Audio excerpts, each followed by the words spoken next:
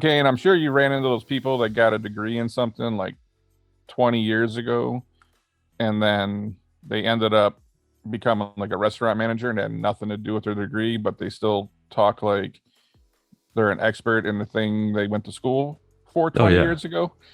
Um, I'm just going to be straight up. Like, I didn't even really go to college, and I certainly didn't get a degree in economics. So let's just get that out of the way right now. Okay.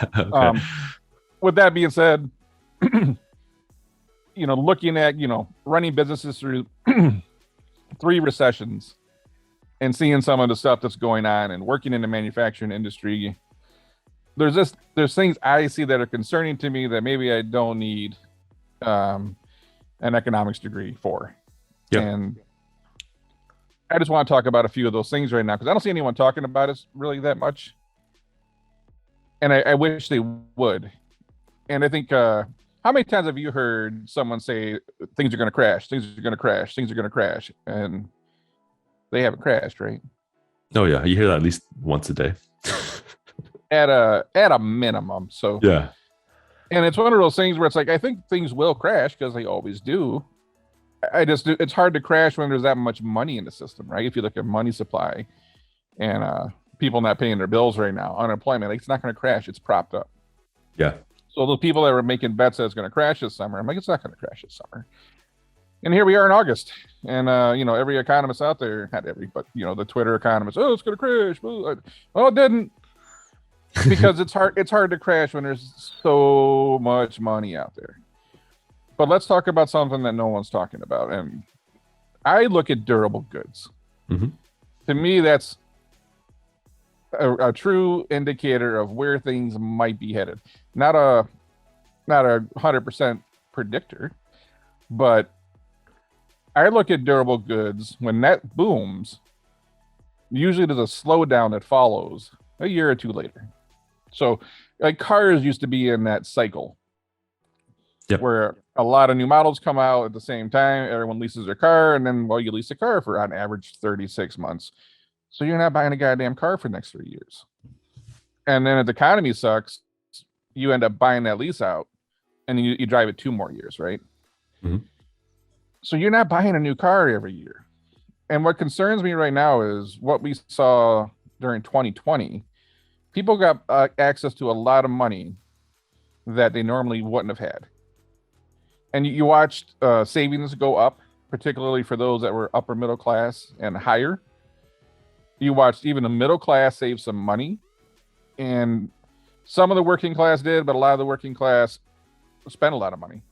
But I think everyone ended up spending a lot of money. Okay, Yep. I noticed this because I like boats and, like, I like fun stuff.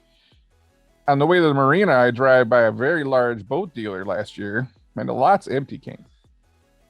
Mm. Now, this dude usually has like 200 boats out there. He's got a whole, like, he's got acres of storage in the back, getting bone dry, man. And I was like, damn, he's printing cash right now. And that kind of went through until this year, and then it's starting to die off. Now, Kane, how often do you think you buy a boat? Uh, Once a decade, maybe once every 5 years. Yeah, maybe if you're like really into the lifestyle. A lot of people buy a boat and they keep that thing 20 years, That makes 25. sense. Yeah. I would say half the people at the marina either bought them used or have had their boats for a long time. It's Unless you're on the wealthier end of things, you just don't. Your boats depreciate. You lose a lot of money on them. Hmm. We tend to buy one, and you try not to keep buying them over and over again. So when you look at, it was like you and I call it pull ahead sales for one of our Yeah. companies. It's when something happens right now that makes, there's a set of customers that's going to purchase in your funnel in the next like 3 months for this business we're talking about, and something happens in the economy or something just gets triggered, and that, like, funnel of 3 months of prospects ends up buying like this week, Yep. and we're like, holy shit, biggest week ever, record setting, blah blah blah, Yeah. and then the next 3 months suck. And that was all pull ahead sales. Yeah. It wasn't even a blip. It was just a fast forward. and then you realize that you weren't going to sustain that level of sales. So you just hit like the highest high, and then like, next week it's the lowest low. Yeah. Because sales go, they don't go back to normal, they go down because now you got to rebuild the funnel back up. That is what happens in durable goods. So when we go on a car buying spree, there's usually a slowdown. When we go on a boat buying spree, there's a slowdown. When we go RVs, you couldn't buy an RV anywhere last year. In the spring, good luck. There Yeah. were some, but it wasn't the shit you really wanted to buy, or it was like $500,000. So again, how often do you think you buy an RV, Kane? Now I know, once every 25 years.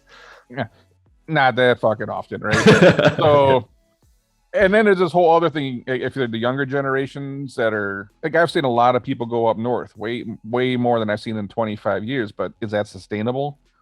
Are they going to get into this, Upper Peninsula hunting, fishing, camping?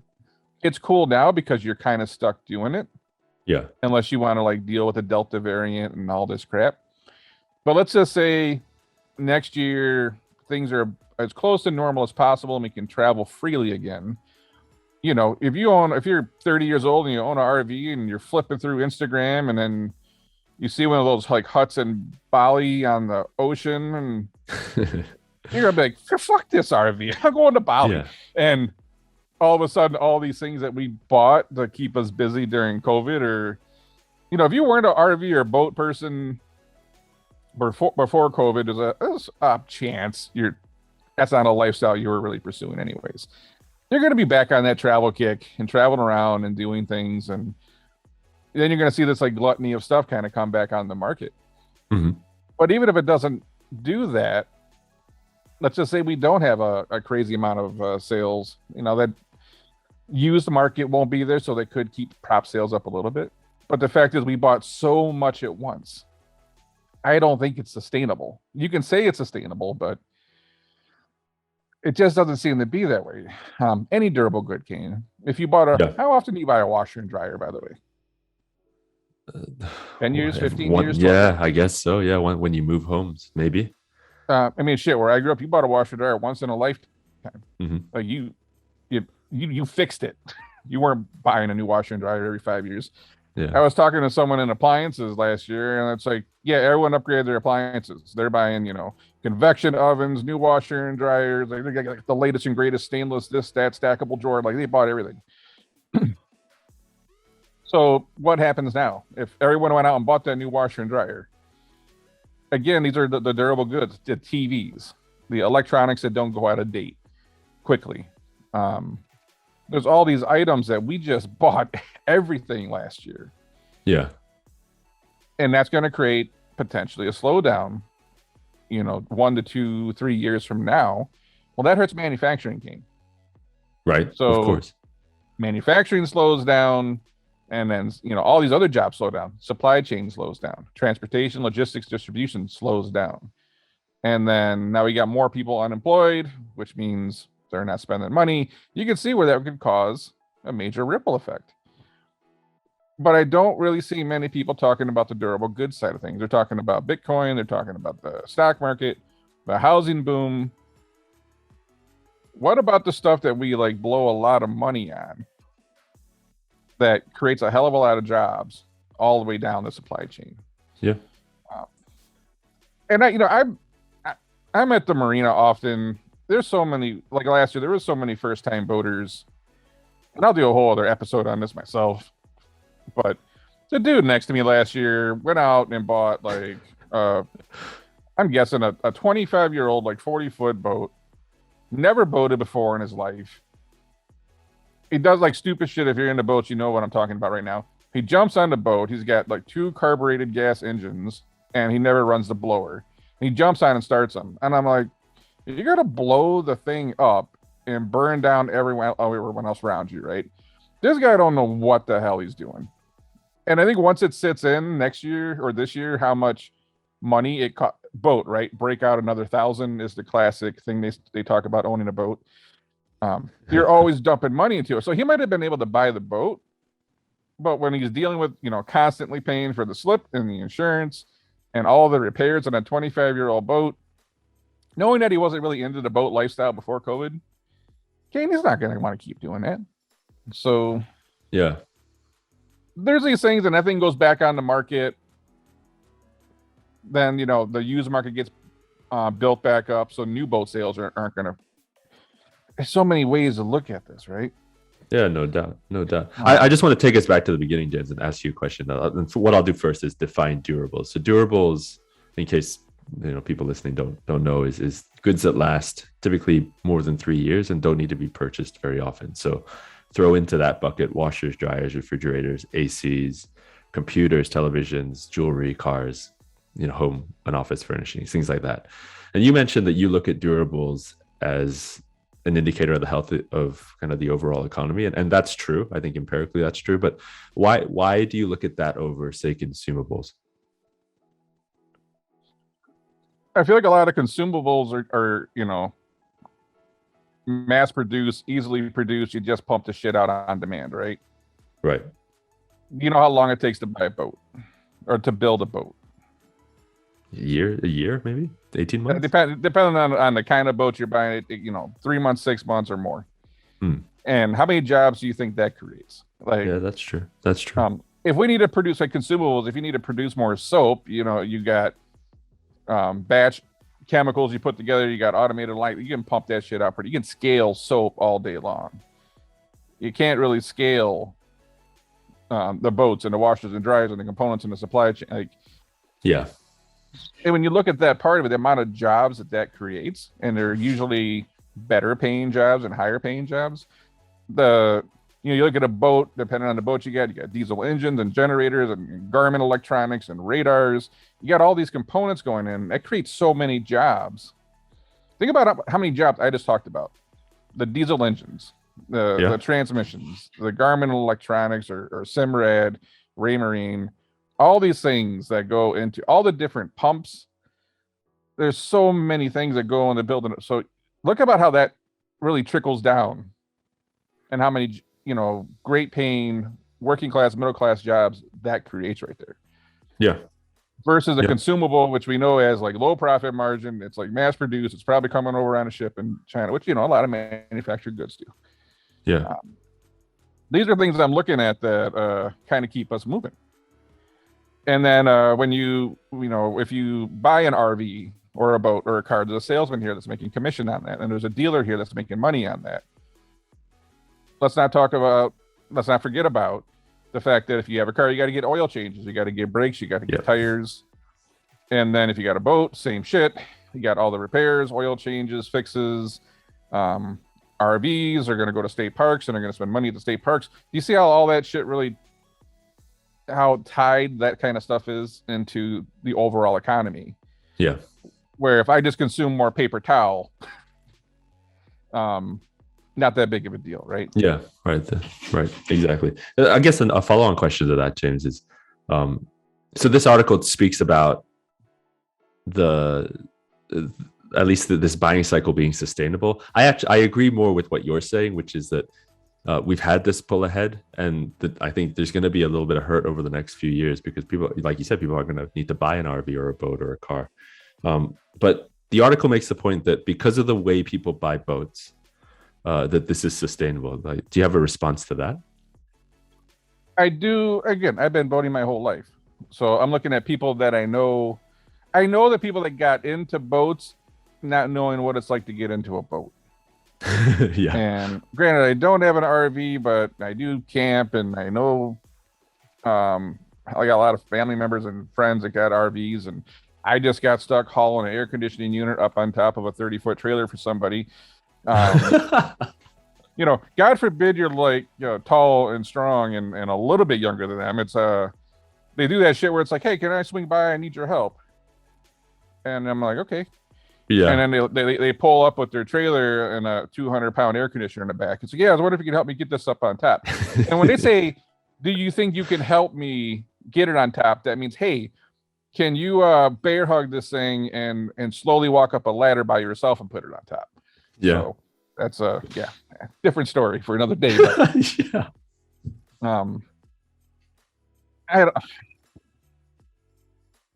Is it really sustainable, right? if you look at the people that like to boat, I mean, washer and dryer is a different thing. Okay, Yeah. you don't have to be into what. I guess you could. Maybe you don't care about washing your clothes, but you don't have to like have a hobby to want to wash your clothes. It's kind of fundamental.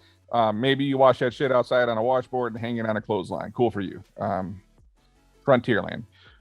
But for something that's a boat or an RV, or that type of stuff, you usually got to be into it.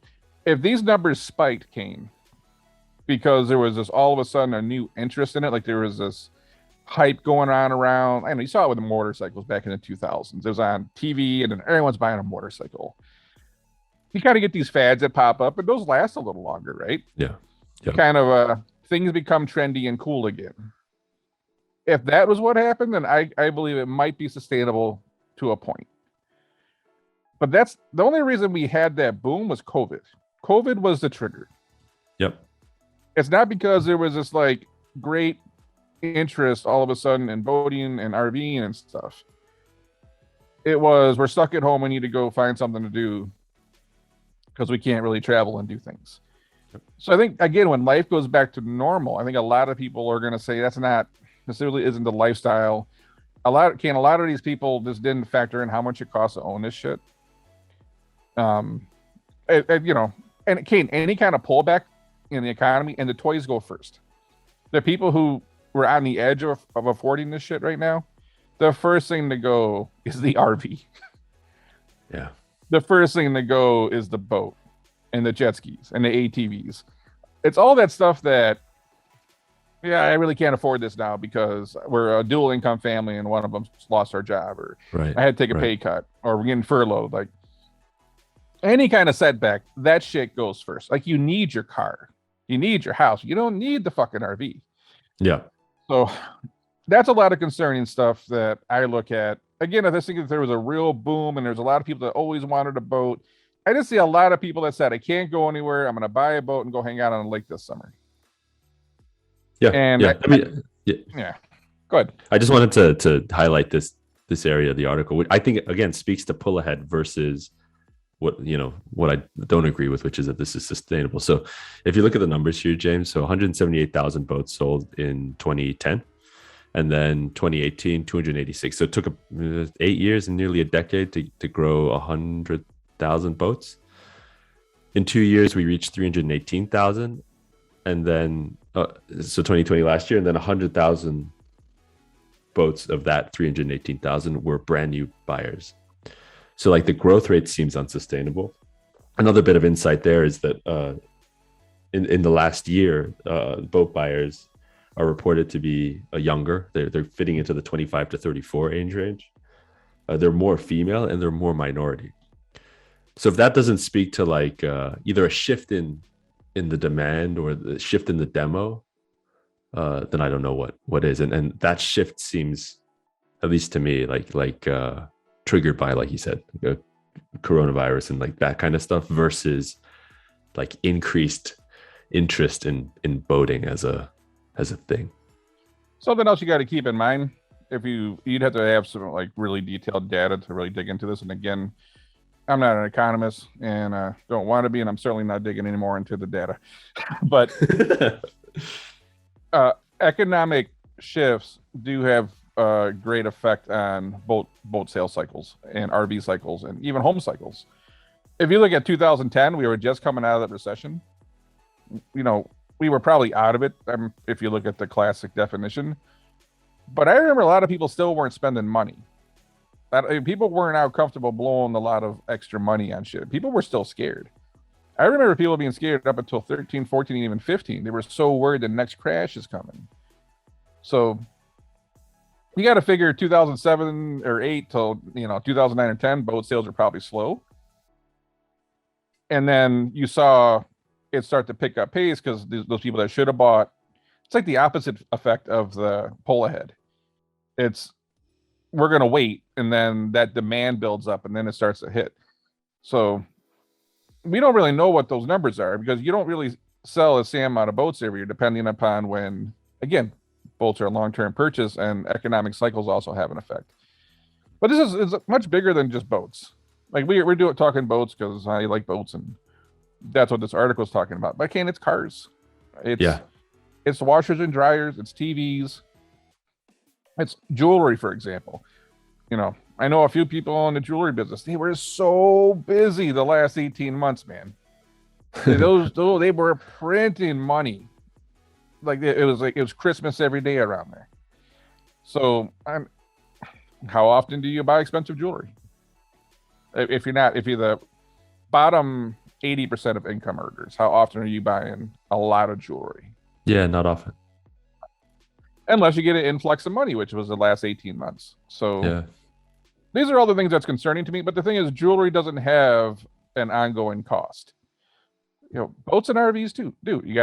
Some people are gonna have to winterize them. The insurance never goes away.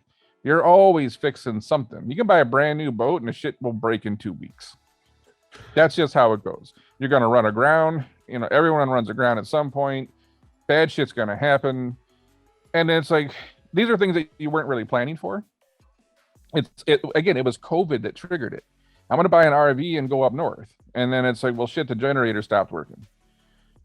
Then insurance bill comes and all this stuff. And it's like, if you weren't really into that lifestyle, you don't want to spend all that money taking care of this shit. So that's my bigger concern on these things, the boats and the RVs, is COVID pushed people to go do it because they had no choice.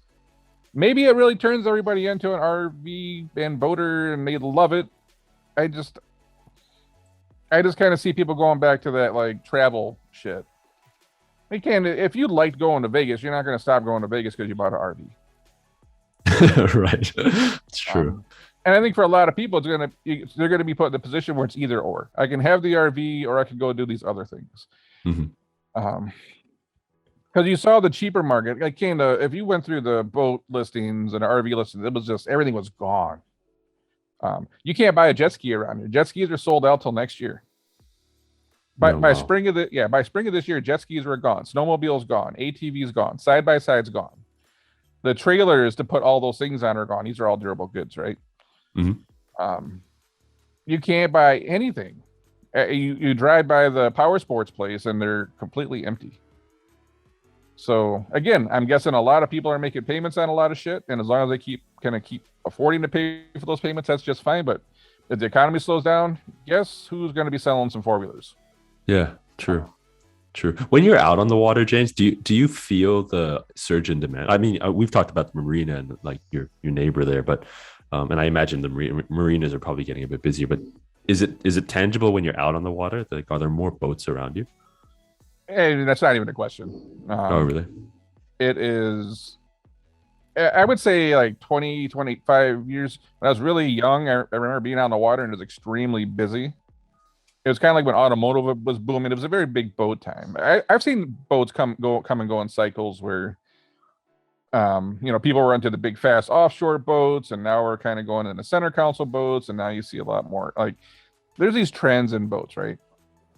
Back then, there was a lot more like cruisers. There's a lot of people on the water, and then it slowed down. I feel like during 2008 up to like 2015, and then it started picking back up. Dude, last year, holy shit! I boat on like Lake St. Clair a lot. I don't even like going out there on the weekend. In fact, I don't. I'll go hang out at the marina and I have some people out, barbecue, do some shit. Unless it's in the morning, I don't like boating out there. I got a buddy moved up from Tampa. He's an offshore racer. He's used to the Gulf, and it's wide, so much space. And he's like, man, Lake St. Clair looked really big on the map until you get out here, and there's like 4,000 boats per square mile. Yeah, right. And like he doesn't feel, and he's a very well-trained racer, and he's like, I don't want to go out here. And then there's a lot of people drinking. Like, I was looking at a different marina last year, and I saw the fly bridge of a boat sticking up out of the water. And I know that area well, and I'm like, that's like 12 to 13 feet of water, depending on the water level. And you can just see the top of his like fly bridge sticking up. And I'm like, holy shit, that must have been a big boat that sunk. And then I'm talking to the guy at the marina down here. He's like, oh yeah. So this guy's got like a 40, 50 foot boat, big fly bridge. It's older. This guy's drunk as shit, I guess. Must have had too many past Blue Ribbon. I don't know. Drives his boat right into a rock seawall, and it starts flooding, and it drifts out, and it fucking sinks right there. And when you think about all the boats and then all the people that are drinking out, I'm not into that scene. I want to live. I don't want to die on the water. There's probably some cooler ways to die than getting hit by some drunk driver on the water. But and then this spring came, and the weekends, there's just so many people out there. And it's one thing, there's always a large amount of idiots on the water who just haven't taken any training and no courses. They don't know the rules of the road on the water. But the amount of people that just have no concept of what's going on, I've never seen the Coast Guard and the sheriff boats so busy. They are just blazing back and forth. Usually they kind of like sit out, Coast Guard will come around and board you once in a while and do your inspection, make sure you got your flares and visual aids and all that stuff, right? Yeah. But the sheriff boats usually, unless they see jet skiers doing stupid shit, or they'll usually kind of just sit back and make sure there's no really crazy stuff going on. It looks like if you look from a top, you would just see this zigzag going back and forth on the lake, and it would just be scribble. Because they are just constantly going back, like pulling boats over for all the stupid shit going on. It's like around 4th of July, I'm barbecuing out there, and on the other side of me, this guy's been at this marina for quite a long time. He's like, bro, I've never seen so many dumbass boaters on this lake in my entire life, and I've been out here with my father since I was a child. Yeah. And you realize a lot of it's just first time boaters. But Kane, if you're really into it, then you go do the power squadron class. You get, you read the little like Coast Guard navigation, like you do these things, and you realize these people just bought a boat and jumped in the thing and went. Are those going to be the people that hang on the boats for 10 years? I don't know. Right. Yeah. I don't think so. And that's why I asked the question, because when I see these numbers, the first thing I think of is like, oh, it probably is a really nice thing to do. I don't have much experience on boats. I think I did like a dinghy class when I was a kid, but it's about all I can do. I still remember how to do a Flemish bend. Do you know how to do one of those knots? No, enlighten me. I don't remember how to do it. I just remember the name being interesting. But so but yeah, I see these numbers, and the first thing that goes through my head is like, it must start to feel like the way a water park feels, where there's just far too many people. That's where I also feel like it's not sustainable. Yeah. If you're in a small inland lake and there's only so many DNR, spots to launch boats, it's kind of got a cap. On the larger lakes, you get out on Lake Michigan, there's a lot of room. There's definitely, you can have a lot more boats out there around, Lake St. Clair, up and down the Detroit River, St. Clair River. It's, it's pretty busy. But I'm thinking about this conversation as we're going here, and it's just a thought of what happens when the people who really are into the boating lifestyle, or they haven't figured out how much it costs long term. Factor in the pull ahead. Everyone out that bought a new boat isn't probably buying a new boat for a while unless they're moving up. Yep. So new boats, that demand's there. And then we also bought up all the used boats. So these people who aren't into the boating lifestyle, who bought new and used, that shit's going to flood the used market. Yep. So not only did we do pull ahead on hurrying up and going and buying that new boat, it's possible that the used market gets flooded, and that also puts a crimp on demand for new boats. It's going on 2022. If I can buy a 2020 that's like lightly used, because boats depreciate like a lot. Yeah. A lot of people aren't going to go spend that much more money for 2022 if they can buy a 2020 for 30% off. So now it's compounded. We've already did pull ahead sales on new boats, and then the market's going to get flooded with used boats, which is also going to keep people from buying new boats. And that's where I see that can happen in cars, that can happen with RVs, that's going to happen with a lot of things that power sports. It's not going to happen with washer and dryers, for example, because you're not going to buy a new washer and dryer and put it for sale, right? You're going to keep that. But the fact that we just rushed out and bought all this new shit, like, you're just not. there might be a 7-year slump on washer and dryer sales because Yeah. everyone went and bought new shit last year. So different time frames for different products, right? Jewelry and funny thing about TVs, they call it durable good, but people will buy a brand new TV this year and then something new comes out and they buy a brand new TV next year. Oh yeah, November. Yeah, there you go. Oh, Black Friday. It's like you got like 7 TVs in your house because they were all a really good deal, and then you realize there are no good deals if you didn't need the shit to begin with. But Yeah, right. we'll still go buy the new TV. I just there's a lot of when I look at the whole thing because I've spent a lot of time in manufacturing. Again, the amount of jobs that big durable goods create. I was talking last year, like I know people own gas stations, and there was someone I was talking to that didn't realize the impact of working from home and what it had.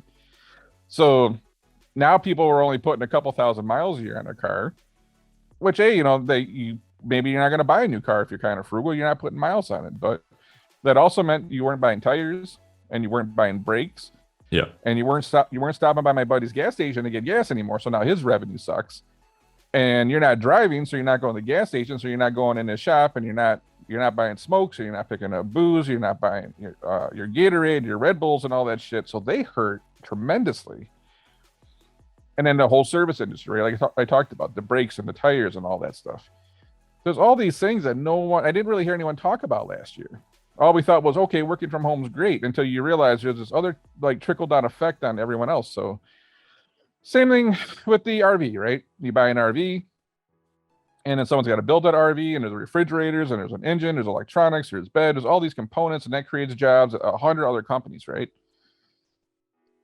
And then you think about, then there's a service side of it. The RV needs brake, it needs tires, it needs to get winterized, it needs repairs. There's so much stuff tied to those goods. Yeah.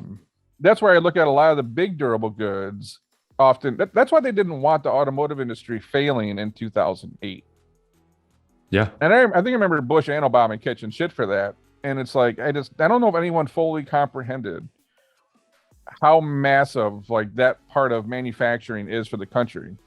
They only looked at it kind of like, well, Ford only employs this many people. And you don't realize that tier 1, tier 2, and tier 3 suppliers, plus everything else tied to it, it's a substantial part of our economy, Kate. Right. Right.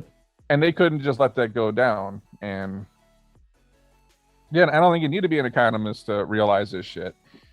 I just don't see anybody talking about it. And I don't like making predictions. I'm just looking at what could happen. Maybe the boat and RV and washer and dryer and TV and car and housing boom all keeps going. I just haven't seen very many things in my adult life that have gone straight up forever. Yeah. Yeah. I mean, I've known you long enough now to know that your intuition when it comes to this kind of stuff is very good. So I'm on board. It's I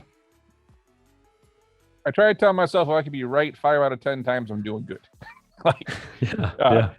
I always want, like, if I can get casino odds in my decisions in life, I'll probably do pretty good. And I could be wrong on this one. I'm trying to use like life experience and not a textbook to say like people's behavioral patterns and what they do and like what I've seen in 3 recessions. And that's the shit I kind of lean on because it's like your experiences are kind of true. They're not theory. They're not a textbook. They're not an idea. They're not an opinion, right? I always use experiences because they almost can't be debated. Like you've been through it, right? Mm-hmm. Yep. And it's like, I feel like I might have seen this story before, but there's a lot of times we've seen this story before, but the outcome's different. So maybe we keep booming. But again, have you found anything that just keeps going straight up? And other than Amazon stock. But Yeah, right. And I know we're closing out here, but I just wanted to hit on one more point, James, which sure. is I feel like the key insight that you mentioned here, and it's a boat owner insight. I feel like somebody who like me who doesn't really understand boats would miss it. And now that I've reread this passage here a couple of times, I can see the insight.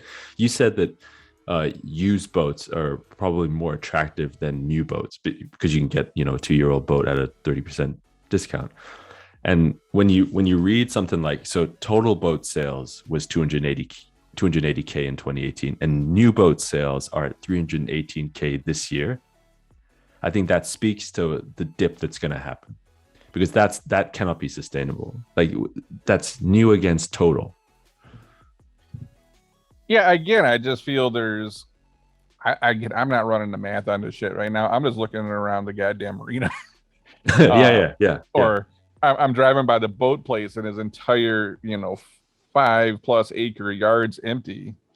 And it doesn't mean that boom won't go on forever. I remember the motorcycles for some reason. There was, you had the Motorcycle Mania on Discovery Channel and Jesse James and Orange County Chopper, and it was this big fad, and everyone had motorcycles, and then you would see these guys that had they looked like they were working in a shop all day and beating up guys in the bar, riding these really badass motorcycles, and then you find out he's like a director of marketing at Ford. Oh wow. I'm just making that up, but okay. There was this thing where it's like there was this lifestyle thing going on. It's like, I want to be a badass chopper rider, and then you realize it was something really cool to do, and it jumped on, and then it peaked, and holy shit, did that thing fade out. And now you don't really see that big, you don't see the motorcycle shit on TV no more. I see less and less motorcycles on the road, and again, it's like fads that come and go. But that has some longevity. That's sustained for a while. But I don't feel like this is a part of culture right now where it's like we're going to become a RV and boat culture and experience nature and get out in the world. It was, I don't want to sit at home all summer because of COVID. I'm going to buy a boat and an RV. Yeah. I'm going to buy some power sports. I'm going to get a jet ski. I'll buy a snowmobile. So it's really event driven. So when we start making huge purchases that are event driven, and that event comes to an end, then what happens? That's what I just don't feel like people are talking about right now. I can understand the car boom and the housing boom, but there's these lifestyle things. Are you telling me you're going to be an avid RVer for the next 15 years?